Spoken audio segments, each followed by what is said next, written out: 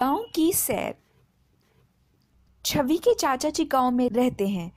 वे वहां खेती करते हैं। छवि के पिताजी का शहर में व्यापार है। वे शहर में ही रहते हैं। छवि भी शहर में ही पली बड़ी है। पिताजी कभी कभी गांव जाते रहते हैं, परंतु छवि कभी गांव गई हो ऐसा उसे याद नहीं आता। वह बहुत दिनों से पिताजी से गांव ले चलने के लिए कह रही थी। पिताजी ने उसे दशहरे की छुट्टियों में गांव ले चलने का वादा किया था।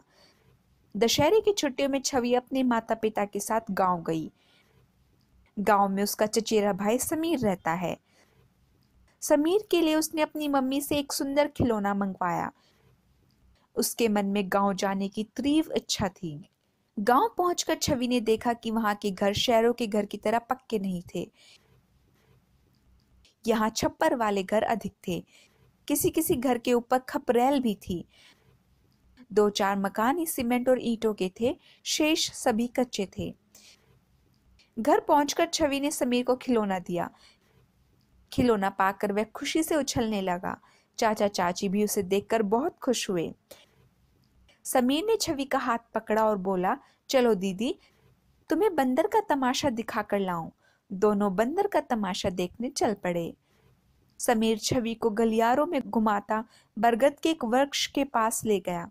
छवि ने देखा एक मदारी बंदर का तमाशा दिखा रहा था। वह डमरू बजा रहा था। एक बंदरिया नाच रही थी। सब बच्चे ताली बजा बजा कर हंस रहे थे। कुछ देर बाद तमाशा खत्म हो गया।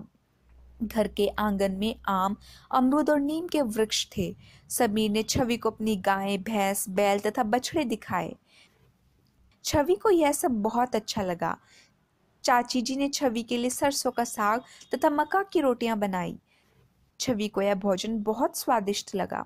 अगले दिन छवि समीर के साथ खेतों की सैर करने गई। उसे खेतों में खिली पीली सरसों बहुत अच्छी लगी।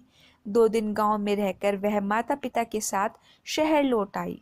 उसने अपनी सहेली प्रभा को बताया, गांव के लोग बड़े सभ्य और सीधे होते हैं, बड़ी नरमी से बात करते हैं। उनके घर कोई भूखा जाए तो भोजन खिलाते हैं, प्यासा जाए तो पानी पिलाते हैं। वे लोग बड़ी मेहनत करके अनाज पैदा करते हैं। गांव की जलवायु अच्छी होती है। लोग स्वस्थ और बलवान होते हैं। शहर की भीड़ भाड़ और शोरगुल से गांव कोसों दूर है।